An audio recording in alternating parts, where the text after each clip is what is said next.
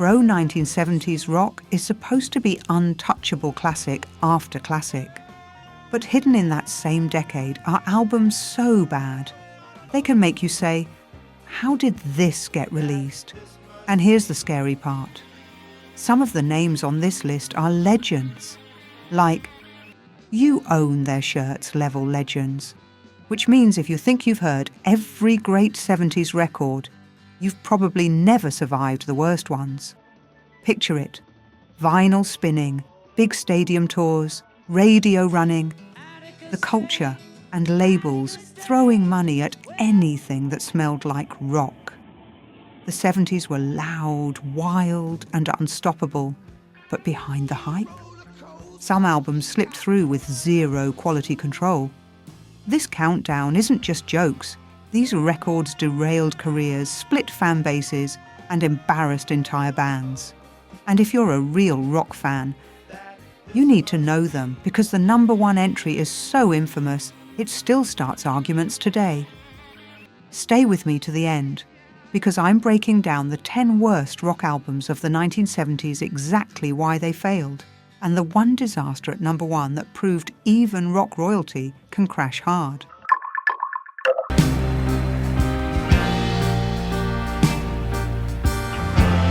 This album feels like walking into a big concert, and finding the band is still tuning up.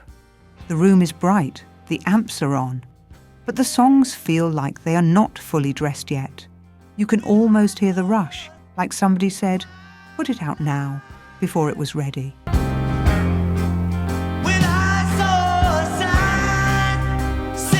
Facts and context. This is Wings, Paul McCartney's first big band after the Beatles. The album came out in 1971 on Apple Records, and Paul produced it. It was recorded fast in London, and you can feel that speed in the sound.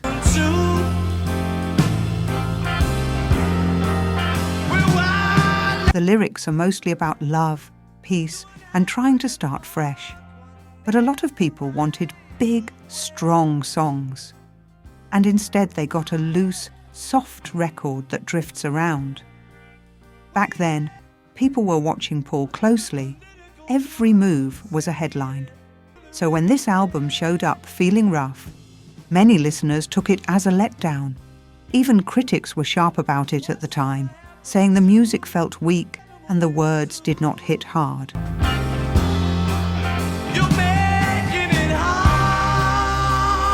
Fun fact, this album is famous for being made quickly. It's like Paul wanted to prove, I can start a new band right now. That bold move is brave, but bold doesn't always mean great. Why it's forgotten, underrated, a big reason it faded is simple. Paul later made Wings albums that were much bigger and stronger. So this one got pushed to the back like an early sketch.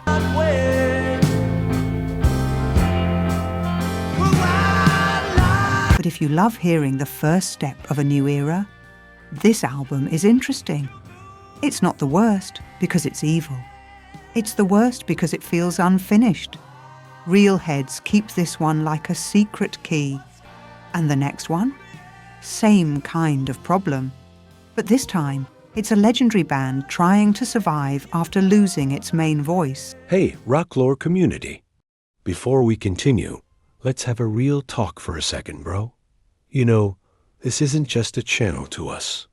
And I hope it's not just a place you come to watch a video and then forget about it. This is a community. It's a place where we get to dig up the secrets of rock and roll, share our favorite riffs, and celebrate the artists who maybe didn't get the love they deserved. Right now, only about 1% of our viewers are subscribed. We can change that together and grow this community. All you have to do is hit that subscribe button with the notification bell on. When you do, you're not just helping a channel grow, you're becoming a member of the Rocklore family. You're signaling to us and to YouTube that these stories matter, that this music is worth preserving, and that this community is a place you want to be. Subscribing is your way of making sure you're always in the loop. It means you'll be the first to know when we unearth a forgotten legend, drop a new countdown, or dive into a piece of rock history you've never heard before. So if you're a true fan of the lore, if you get that same feeling of discovery that I do, then come join us. It takes 1 second to be a part of something bigger.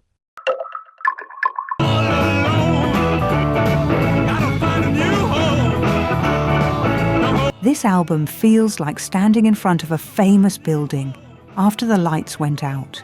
You still recognize the shape, you still know the name, but the magic is not in the air the same way. It's like the band is walking on a rope, trying not to fall. Today, I have no reasons. Facts and context.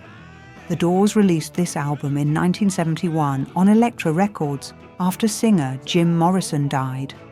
The remaining members tried to keep going, with different people sharing vocals. It was recorded at the Doors workshop in Los Angeles, and it was produced by the band with Bruce Botnick. That alone tells you the story. They were trying to build a new version of themselves without the person most fans connected to.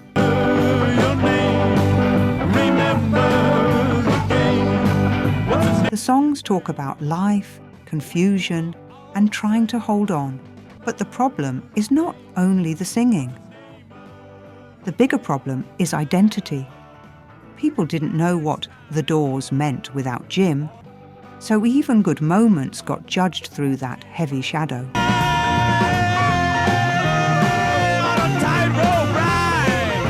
Fun fact, some of the music started while Jim was still alive, and the band hoped he would return and finish it.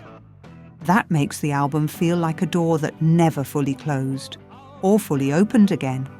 Why it's forgotten, so underrated. It faded because fans often treat it like the album after the ending, not like a true new chapter. Also, radio and culture moved on quickly.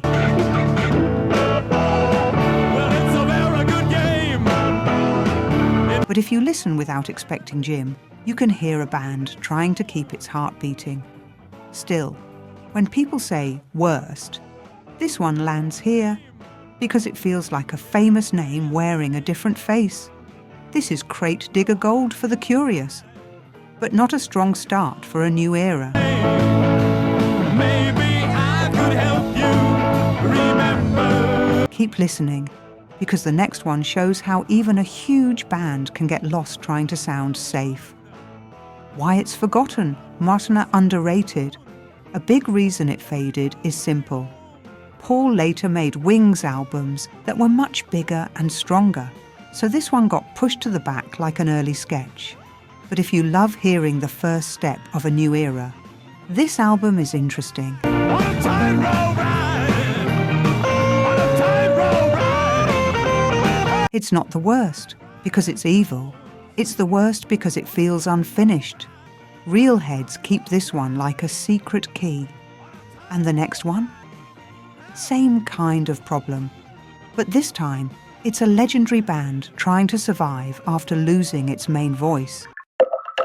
Smile that can hide what we're thinking of. This album feels like sunshine, but behind a cloudy window. You can tell it wants to be smooth and friendly. But it also feels tired, like the band is smiling because they have to, not because they feel joy. Facts and context. This Beach Boys album came out in 1978 on Brother Reprise, produced by Al Jardine and Ron Altbach. It was made during a tense time for the group, and you can hear the stress in the choices.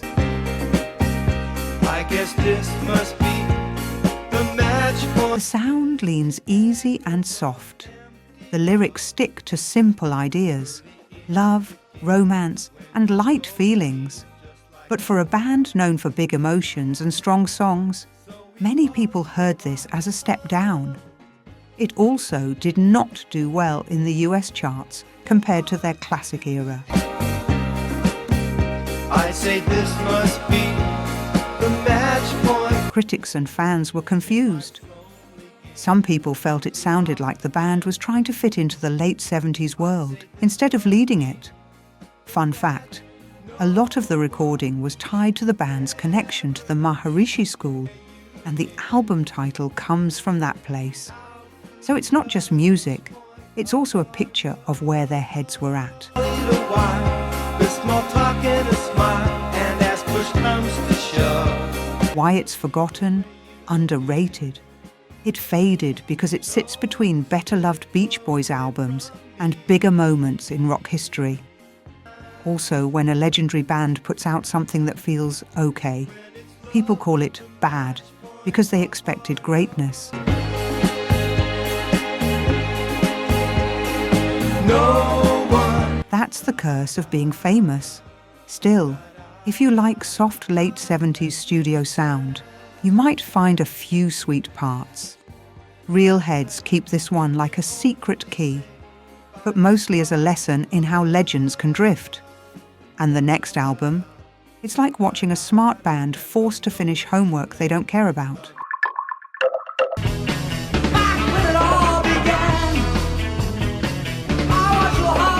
This album feels like a fancy postcard. That doesn't match the real trip. You see bright colours, smooth poses, and vacation energy. But when the music plays, it can feel stiff, like the band is counting the minutes until they can leave. The way it's meant to be. Oh, you'll believe me. Facts and context. ELP released Love Beach in 1978 on Atlantic Records, produced by Keith Emerson. It was recorded at Compass Point Studios in Nassau, Bahamas. The band had big progressive rock power before this. They were known for long, wild songs and heavy skill.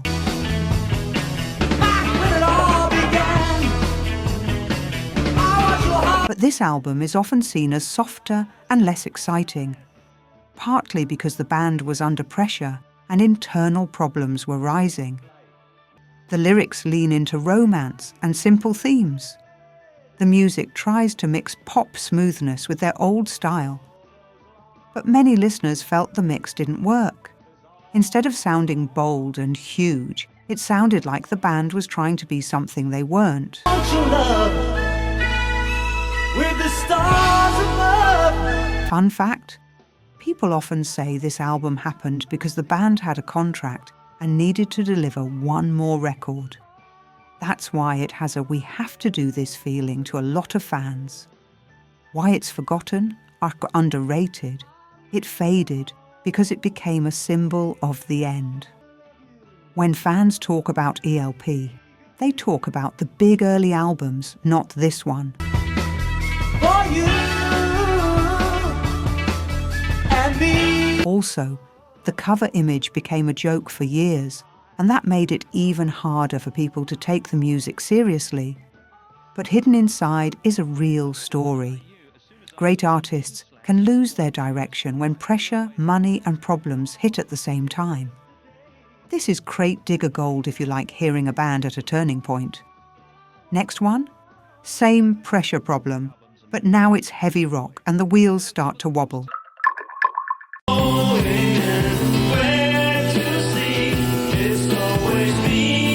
This album feels like a dark band stepping into a bright office. You can still hear the heavy shadows, but the edges are cleaner. It's like the group tried to wear a shiny jacket, and some fans hated the look.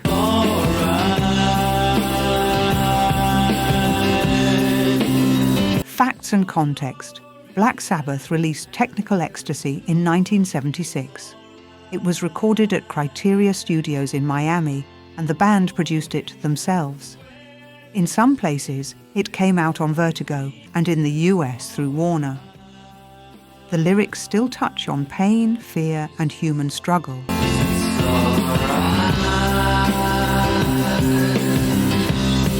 But the sound includes more polish and different ideas than fans expected from Sabbath. The big problem is expectation. Sabbath built their name on raw, scary power. This album tries new shapes. Some songs feel like they want radio space. Some parts feel experimental. That can be cool, but it can also feel confused.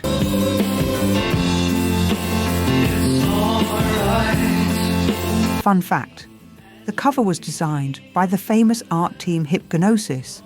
Even when the music was debated, the visuals were still big league. Why It's Forgotten, underrated. It faded because fans often rank it lower than the earlier classics. When people say Sabbath, they want the heavy storm, not the cleaner sky. But this record matters because it shows the band trying to grow.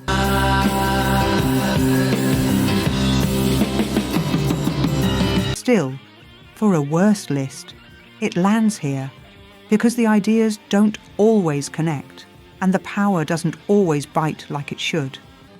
Real heads keep this one like a secret key, mostly to hear the moment when the band started to split between old and new. Keep listening, because the next Sabbath record goes even deeper into the mess, and you can feel the stress in the air.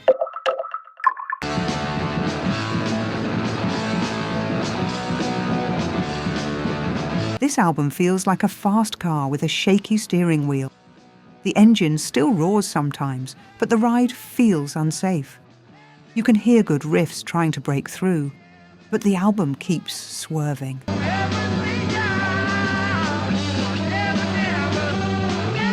Facts and context. This record came out in 1978, recorded at Sounds Interchange in Toronto, and the band produced it. It was released on Vertigo. The songs lean into survival, struggle, and keep-going energy. But many fans feel it sounds scattered. The band was dealing with heavy problems at the time. When a group is not stable, the music can sound like pieces instead of one strong picture.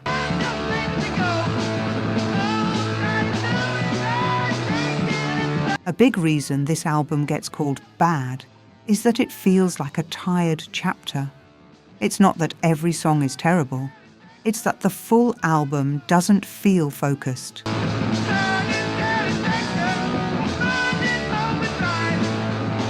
Fun fact, one of the band members, Geezer Butler, has said in interviews that this is easily the worst album they made, and he explained it as a time where they tried to handle too much and the writing suffered. Why It's Forgotten, Rush, underrated. It faded because it sits right before a major change in the band's story.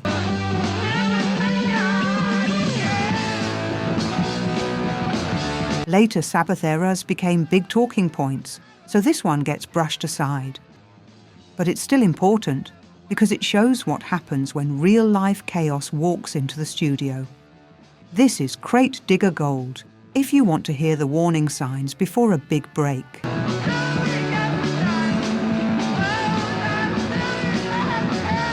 And the next one? It's not heavy metal. It's a famous songwriter doing something so weird that critics couldn't believe their ears. How am I supposed to get any riding done? This album feels like opening a mystery box and finding random stuff inside.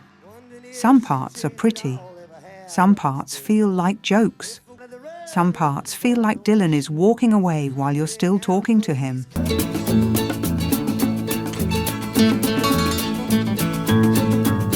Facts and context. Bob Dylan released Self-Portrait in 1970 on Columbia. It's a double album, and it mixes different sounds, covers, live parts, and studio recordings. The themes jump around: love, old songs, country flavors, and strange choices. I met a little city and I floated down. I run right home and I went to bed with the 44 smoke. People expected Dylan to lead the culture like he did in the 60s. Instead, this record felt like he was saying, "I'm not doing what you want." The backlash was huge. One famous Rolling Stone review opened with a line that became legendary because it showed how shocked critics were. The record became a symbol of disappointment, even though some listeners later found small treasures inside it. Ringing my bell, up stepped the sheriff from Thomasville. He said, "Young man, is your name Brown?" Fun fact, over time, Dylan's weird eras often get reloved. But this one stayed as a famous example of an artist confusing the whole room on purpose. Why It's Forgotten, us underrated. It faded because people either laugh at it or argue about it. Some fans defend it, some fans can't stand it. But that argument is the point. Dylan made a record that refused to behave. More smokeless under my head. I've begun to think what a deed I've done. Still, for a worst album list, it earns its spot because it feels messy and hard to sit through as a full listen. Real heads keep this one like a secret key, because it shows how a legend can break the rules in the strangest way. Now stay close, because the next album is even more direct, even more political, and it sparked heavy reactions. Attica State, Attica State, where Number 3, John Lennon and Yoko Ono, Sometime in New York City, Attica State. all mates with Attica State.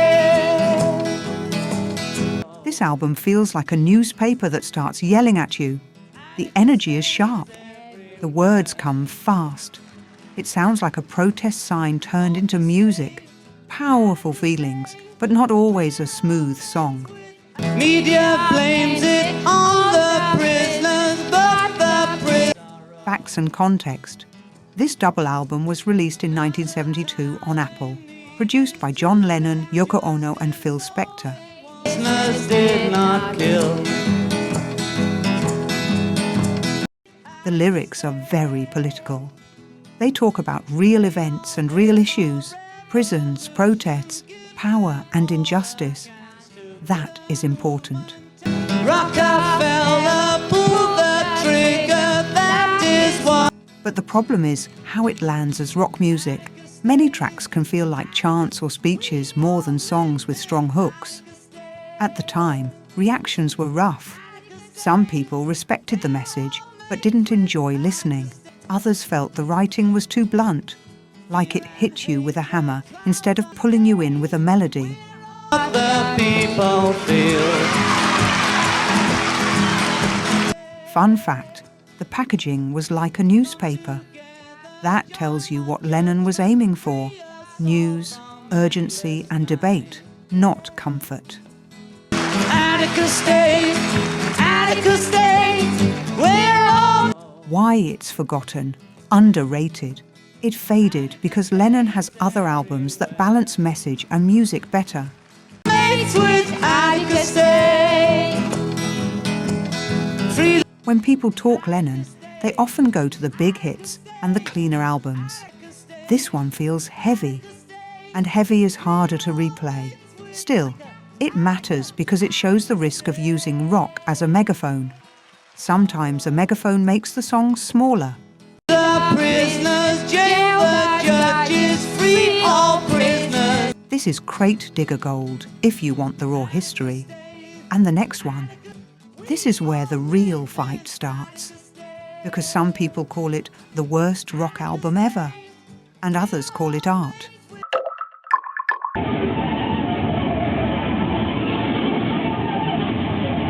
Number 2, Lou Reed, Metal Machine Music, Metal Machine Music, Print 1. This album feels like standing too close to a giant beaker when it breaks. It's loud, it's sharp. It's noise that doesn't settle into a normal beat. It's like a storm made of electricity. Facts and context.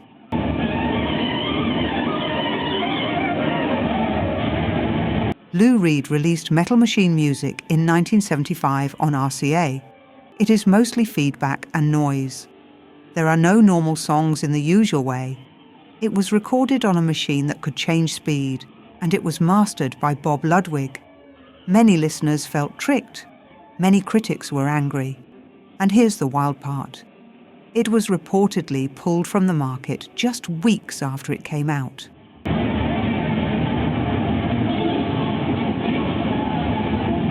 Now let's be fair. Lou Reed was always a challenger. He liked pushing people. The album's lyrics are not the point here. The point is sound. Pure, harsh sound. But if you came for rock songs, this felt like betrayal.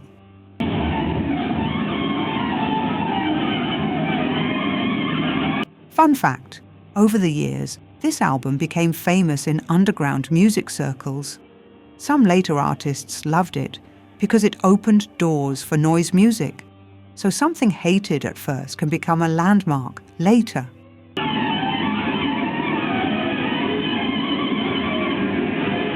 Controversy pay off, the debate I teased earlier. All right, this is the moment I promised.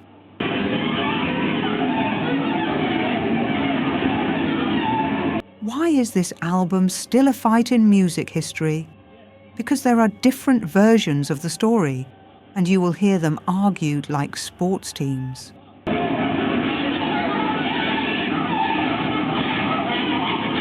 Some people say, Lou Reed made this as a joke, or he made it to mess with his label, or he wanted to get out of a contract. That story spread because the album feels like it dares you to hate it. But other people say, no, Lou Reed truly loved this sound.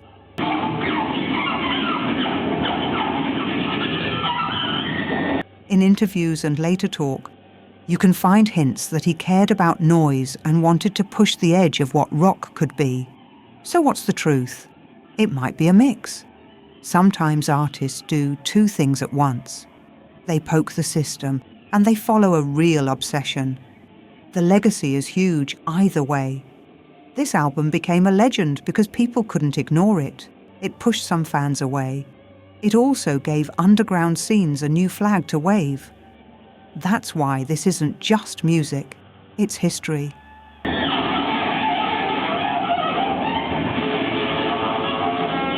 Why it's forgotten, underrated. It's forgotten by casual listeners because most people don't want to relax to pure noise. It's underrated by rock history fans who only measure music by normal songs.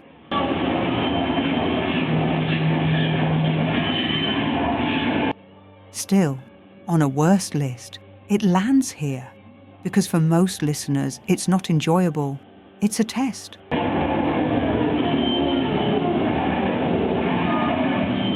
Real heads keep this one like a secret key, but you don't hand that key to everybody.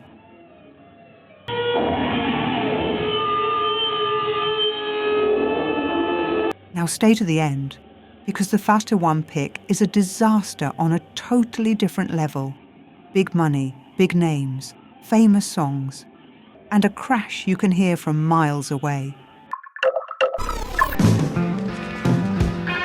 He roller coaster, he got Number 1. Various artists. Sgt. Pepper's Lonely Hearts Club Band. Come Together. Aerosmith cover. This album feels like a shiny costume party where nobody understands the theme. It's loud, it's busy, and it tries very hard to be a big event. But when the needle drops, it can feel awkward, like watching a remake that misses the heart of the original. early warning, he got muddy water. Facts and context. This is the soundtrack to the 1978 film. It was released on RSO, produced by George Martin, with Maurice White and Jack Douglas also credited as producers. It features covers of Beatles songs by big artists of the time. On paper, it sounds like a dream. Famous songs, famous voices, big studios. But the problem is this. The album often sounds like a project built by business, not by true musical need. Many tracks feel clumsy. One mojo filter, he say, one and one. Some performances feel like the wrong person singing the wrong song. Even though a few cuts are strong, the full album became famous for its terrible reputation. It also became a legend for how badly the overall project went in public opinion. Critics slammed it hard. In later reviews, writers called it an absolutely atrocious record. That's not small talk. That's a warning sign with flashing lights. One and one is three. Got to be. Fun fact, even with all the hate, the soundtrack still produced some big moments, like Aerosmith's Come Together and Earth, Wind and Fire's Got to Get You Into My Life. That makes the failure even more painful. because you can hear the potential trapped inside a messy package. Why it's forgotten, underrated, it faded because it became a punchline. Good looking cause he's so hard to see. Come together. People talk about it as the big mistake, and when something becomes a joke, most listeners don't give it a fair second chance. But the reason it's number one is not because every second is bad. It's number one because it proves the harsh truth. Even the greatest songs in history can be ruined by the wrong idea and the wrong planning. Right now. Oh, Real heads keep this one like a secret key, not because it's great, but because it teaches a lesson rock never forgot. And if you made it this far, you're ready for the real question. What's the worst 70s rock album you ever heard?